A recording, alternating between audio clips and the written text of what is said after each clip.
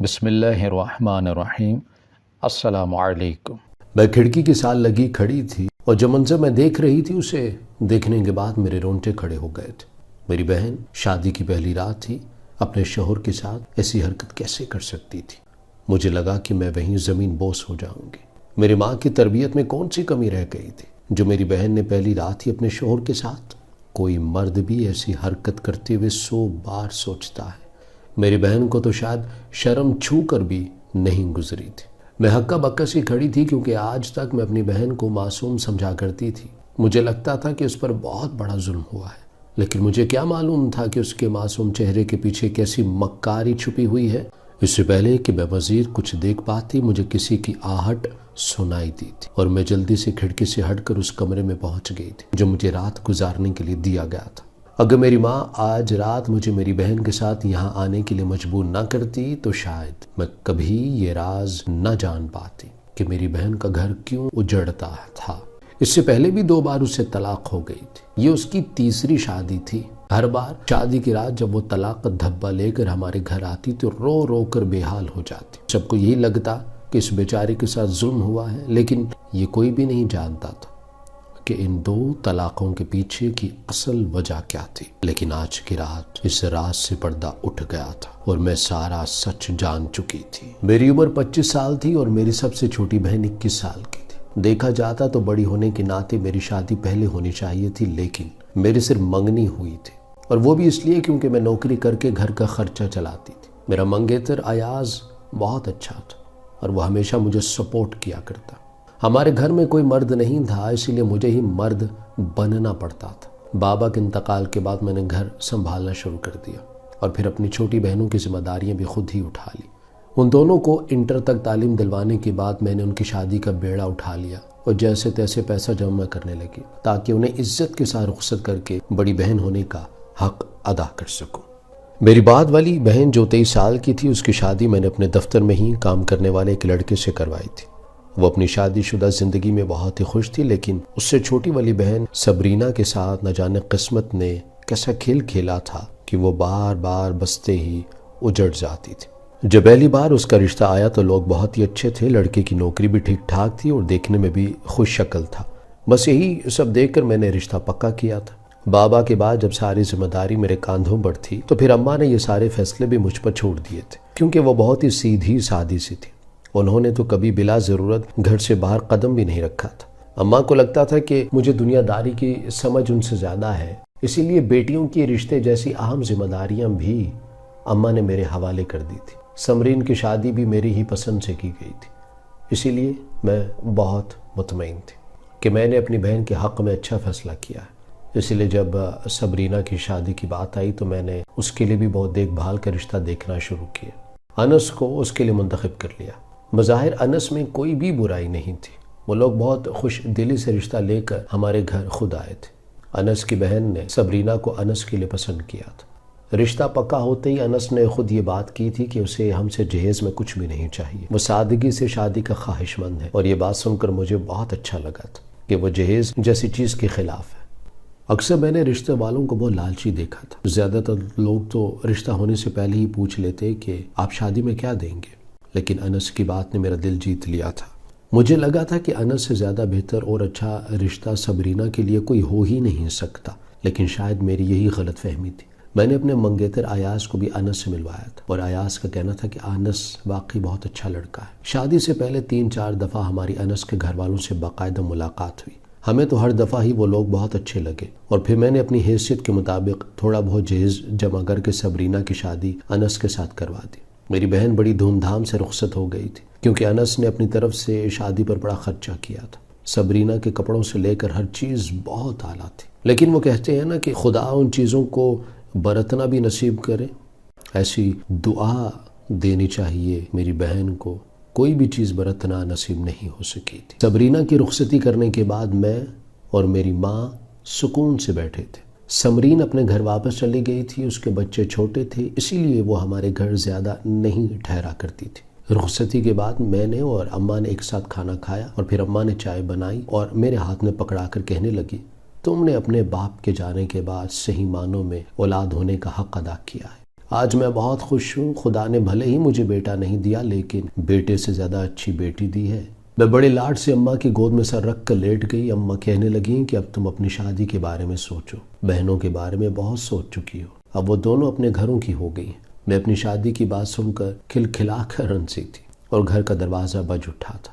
اماں نے حیرت سے میری شکل دیکھی اور کہنے لگی، رات کے اس پہر کون آیا ہوگا؟ سارے کاموں سے فارغ ہو کر ہمیں 2 بج گئے تھے اور اس وقت دروازے پر کسی کا آنا بہت ہی عجیب بات تھی۔ میں نے اماں سے کہا کہ چلیں ساتھ چل کر دیکھتے ہیں۔ میں اور اماں دروازے پر پہنچے اور آواز دے کر پوچھا، کون ہے؟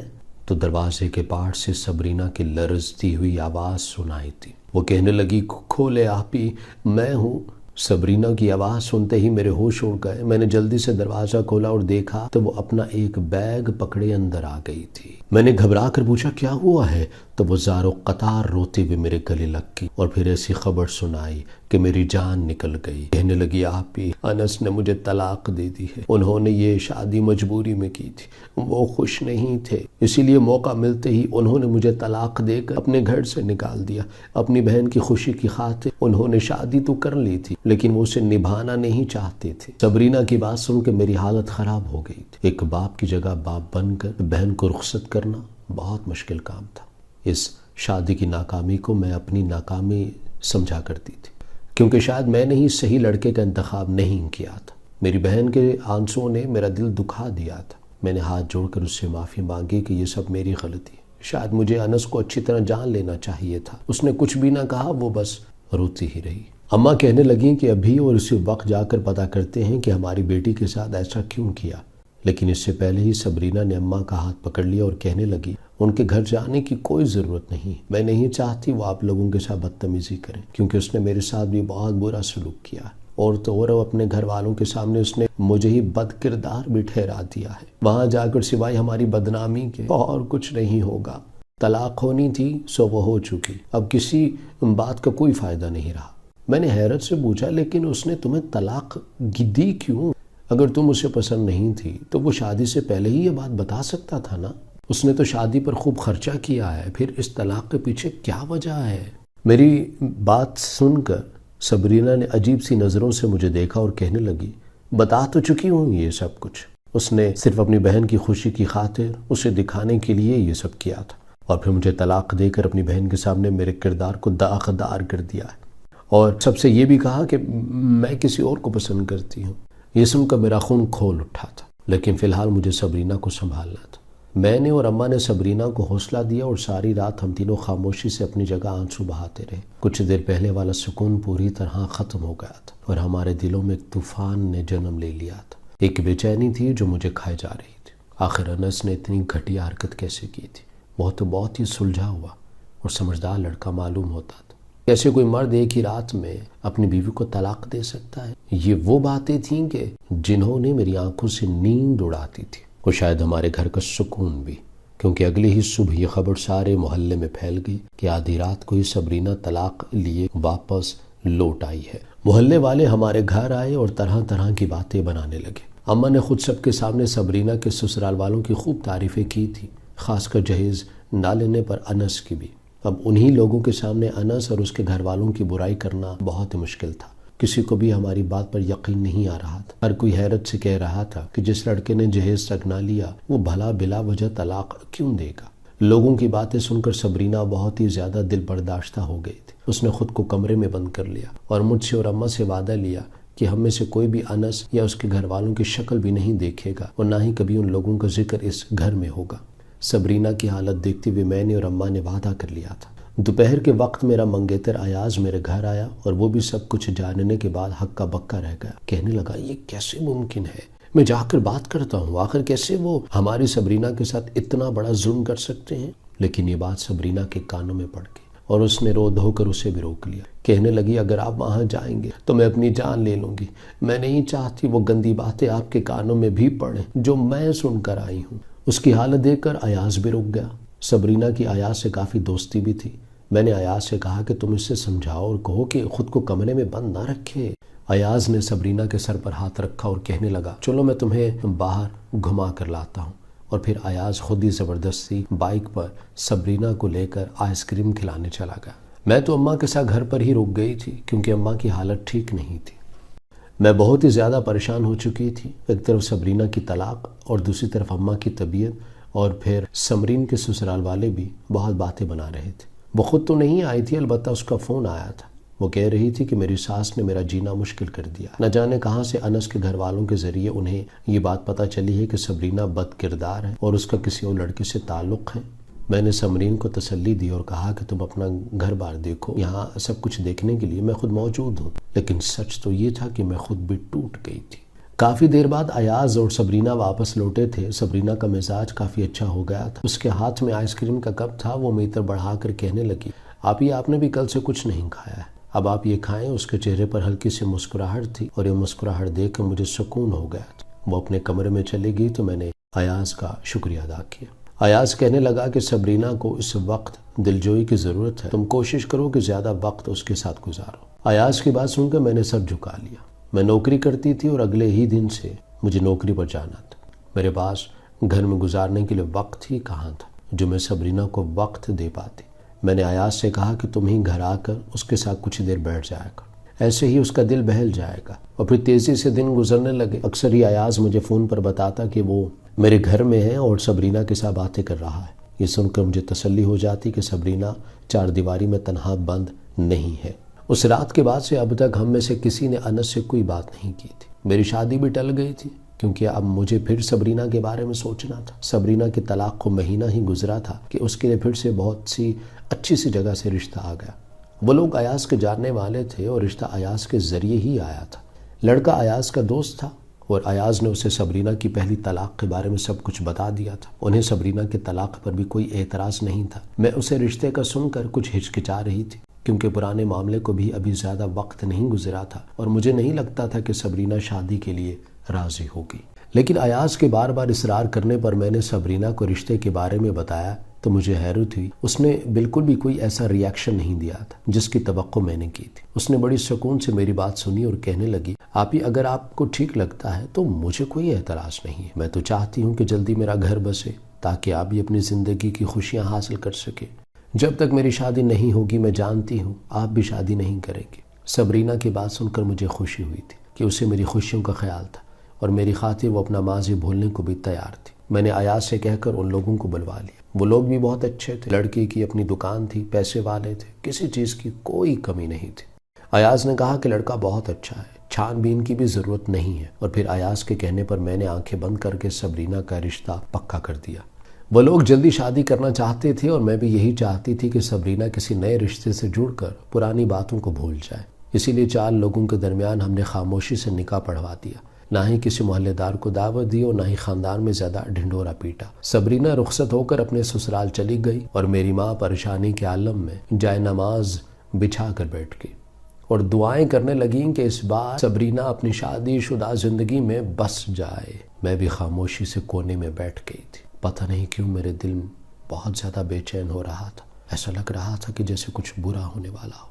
میں نے ایاز کو فون ملایا تو وہ کہنے لگا، فکر نہ کرو، کریم بہت ہی اچھا آدمی ہے، سالوں سے میرا دوست ہے، اس کے گھر والے بھی بہت اچھے ہیں، سبرینہ کو کوئی تکلیف نہیں ہوگی۔ ایاز کی بات سن کر میں مطمئن ہو گئی تھی۔ میرا دھیان بٹانے کے لیے وہ کہنے لگا، اب ہماری شادی کی تیاریاں شروع ہو جائیں، تمہارے انتظار میں میری عمر نکلتی جا رہی ہے۔ اور اس کی بات سن کر میں مسکرا پڑی اور پھر ہم دونوں باتوں میں مصروف ہو گئے۔ 2 گھنٹے گزرے تھے کہ گھر کا دروازہ زور زور سے بجنے لگا۔ اس بار تو میرا دل دھڑکنا ہی بھول گیا تھا۔ مجھے خوف آ رہا تھا کہ کہیں میں دروازہ کھولوں تو سامنے سبرینہ نہ کھڑی ہو، اور کبھی کبھی کچھ خوف سچ ثابت ہو جاتے ہیں۔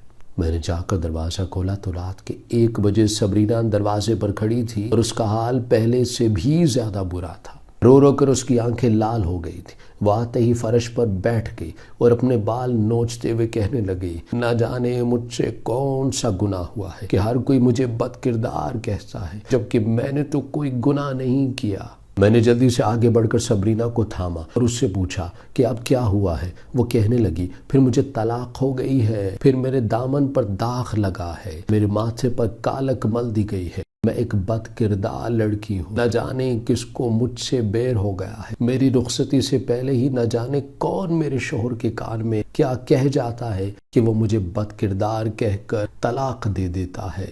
انس نے یہ کہہ کر مجھے چھوڑا تھا کہ وہ کسی اور میں دلچسپی رکھتا ہے، لیکن دنیا کے سامنے اس نے مجھے ہی بد کردار ٹھہرا دیا تھا، اور اس بار کریم نے صاف یہی کہا ہے کہ میں بد کردار ہوں اور وہ میرے ساتھ نہیں رہنا چاہتا۔ لگتا ہے کہ انس نے کوئی غلط حرکت کی ہے۔ یہ کہہ کر وہ رونے لگی اور میں سر پکڑ کر بیٹھ گئی۔ میں نے غصے سے صبرینہ سے کہا، اگر تم ہم میں سے کسی کو انس سے بات کرنے دیتی تو آج یہ سب نہ ہوتا۔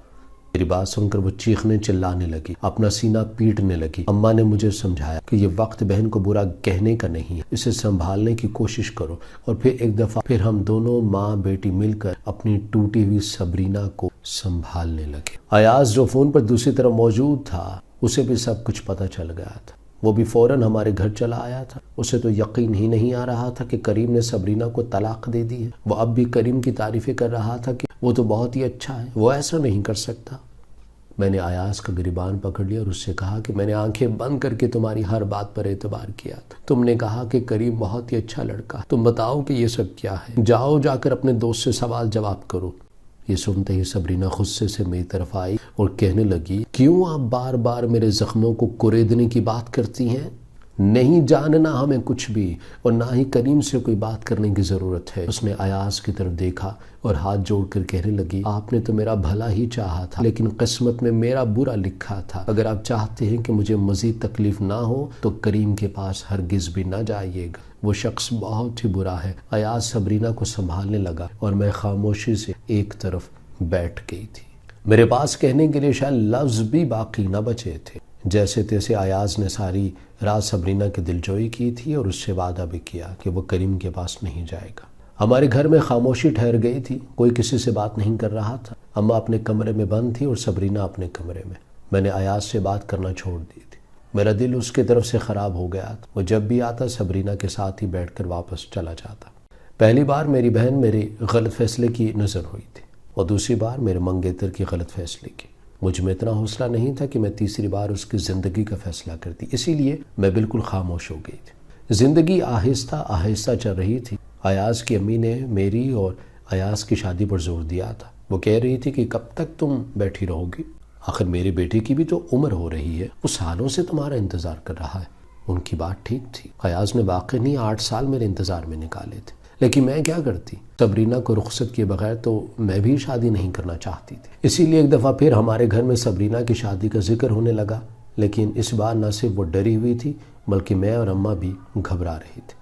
صبرین کی ساس نے اس قدر پریشان کر دیا تھا کہ وہ تو اب ہمارے گھر کا چکر بھی نہیں لگا رہی تھی۔ صبرینہ خوبصورت تھی اور اس لیے ایک دفعہ پھر اس کے لیے رشتہ آنا شروع ہو گئے تھے۔ اس کی دوسری شادی سے تو بہت ہی کم لوگ واقف تھے، اسی لیے شاید رشتے بھی اچھے آ رہے تھے، اور پھر میں نے یہ فیصلہ اماں پر چھوڑ دیا۔ اماں نے بہت دیکھ بھال کر اچھے اور شریف لوگوں میں صبرینہ کا رشتہ پکا کر دیا۔ حیرت کی بات تھی کہ صبرینہ کو ابھی کوئی اعتراض نہیں تھا، وہ ڈر ضرور رہی تھی لیکن اس نے انکار نہیں کیا تھا۔ اور پھر اس کی رخصتی کا وقت آیا تو اماں نے ایک دم ہی لڑکے والوں سے کہہ دیا کہ میری بڑی بیٹی بھی ساتھ جائے گی، ہمارے گھر ایسی ہی رسم ہے۔ یہ سن کر پہلے تو وہ لوگ حیران ہوئے، لیکن پھر مجھے اپنے ساتھ لے گئے۔ میری اماں نے مجھے کان میں کہہ دیا تھا کہ تمہیں بھیجنے کا مقصد یہی ہے کہ اپنی آنکھیں اور کان کھول کر یہ معلوم کرو کہ آخر تمہاری بہن کے ساتھ ایسا کیوں ہو رہا ہے، کیا کوئی ہمارا دشمن ہے یا پھر کوئی جان بوجھ کر صبرینہ کا گھر اجاڑنا چاہتا ہے۔ میری ماں کو لگ رہا تھا کہ یہ کوئی خاندان والا ہے جو ہم سے دشمنی نکال رہا ہے۔ جب میں صبرینہ کے ساتھ اس کے سسرال پہنچی تو صبرینہ نے میرے ساتھ بالکل ہی عجیب سا سلوک کیا، کہنے لگی آپ بھی اپنے کمرے میں جا کر سو جائیں، عجیب بات ہے، اماں نے آپ کو میرے ساتھ بھیج دیا، میں تو سسرال والوں کے آگے پہلے ہی دوسری شادی پر شرمندہ ہوں، اب آپ کے آنے پر مزید شرمندگی ہو رہی ہے، یہ لوگ کیا سوچیں گے ہمارے بارے میں۔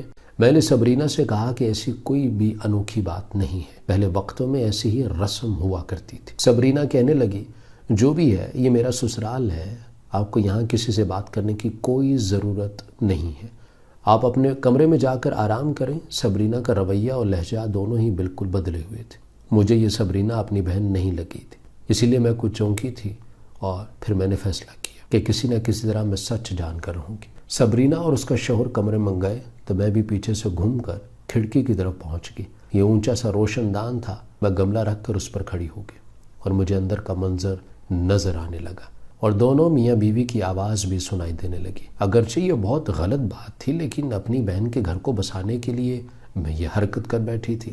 شادی سادگی سے ہوئی تھی، اسی لیے گھر میں زیادہ مہمان نہیں تھے، گھر والے بھی اپنے اپنے کمروں میں بند تھے، کسی نے مجھے یہاں آتے نہیں دیکھا تھا۔ اور پھر میں نے دیکھا کہ میری بہن اپنے شوہر سے طلاق مانگ رہی ہے اور اس سے کہہ رہی ہے کہ میں کسی اور کو پسند کرتی ہوں۔ میری بڑی بہن نے اپنی جان چھڑانے کے لیے زبردستی میری شادی آپ کے ساتھ کروا دی۔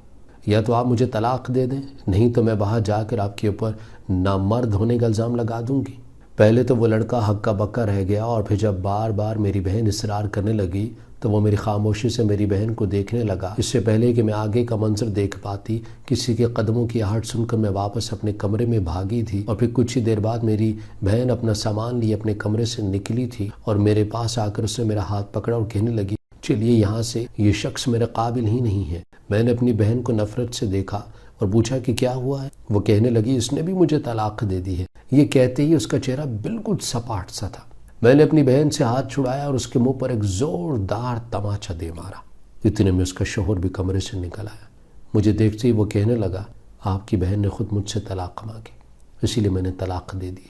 میرے پاس اس کے سوا اور کوئی چارہ نہیں تھا، کیونکہ ایک ایسی عورت کے ساتھ زندگی میں نہیں گزار سکتا ہے جس کی شادی زبردستی کی گئی ہو۔ میں نے غصے سے صبرینہ کو دیکھا اور کہا کہ میں نے سب کچھ اپنی آنکھوں سے دیکھا اور سنا ہے۔ اب یہ تم مجھے بتاؤ گی کہ یہ سارا ماجرا کیا ہے؟ کیوں تم نے تیسری دفعہ بھی طلاق لے لی ہے؟ پہلے تو اس نے انکار کیا کہ اس کی کوئی غلطی نہیں ہے، اور پھر جب میں نے اس کے ساتھ زبردستی کی تو وہ روتے ہوئے کہنے لگی، کیونکہ میں ایاز کو پسند کرتی ہوں، ان سے شادی کرنا چاہتی ہوں۔ کئی دفعہ میں نے انہیں شادی کے لیے پرپوز بھی کیا، لیکن انہوں نے صاف انکار کر دیا۔ وہ آپ سے محبت کرتے ہیں، آپ سے ہی شادی کرنا چاہتے ہیں۔ میں جانتی تھی کہ جب تک میری شادی نہیں ہوگی آپ بھی شادی نہیں کریں گی، اسی لیے بار بار طلاق لے کر واپس گھر آ کر بیٹھ جاتی تاکہ آپ کبھی ایاز کے ساتھ رخصت ہی نہ ہو سکیں۔ اگر ایاز مجھے اپنی محبت کا حقدار نہیں سمجھتے تو آپ بھی ان کی محبت کی حقدار نہیں ہیں۔ نہ میری شادی ہوگی اور نہ ہی آپ کی شادی ہوگی۔ اپنی بہن کے منہ سے یہ بات سن کر میرے رونگٹے کھڑے ہو گئے تھے۔ جس بہن کے مستقبل کو بنانے کے لیے میں نے اپنی زندگی، اپنی جوانی داؤ پر لگا دی تھی، وہی بہن مجھ سے میری خوشیاں چھیننا چاہتی تھی۔ اسے طلاق ہو چکی تھی۔ میں اس کا ہاتھ پکڑ کر اسے گھر لے آئی اور اماں کو ساری بات بتا دی۔ ایاز کو بھی سب کچھ پتہ چل گیا تھا۔ وہ میرے پاس آیا اور کہنے لگا، اب صبرینہ کی وجہ سے وہ مزید انتظار نہیں کر سکتا۔ اس نے اگلے ہی دن قاضی کو لا کر مجھ سے نکاح پڑھایا اور مجھے اپنے ساتھ رخصت کر لے گیا۔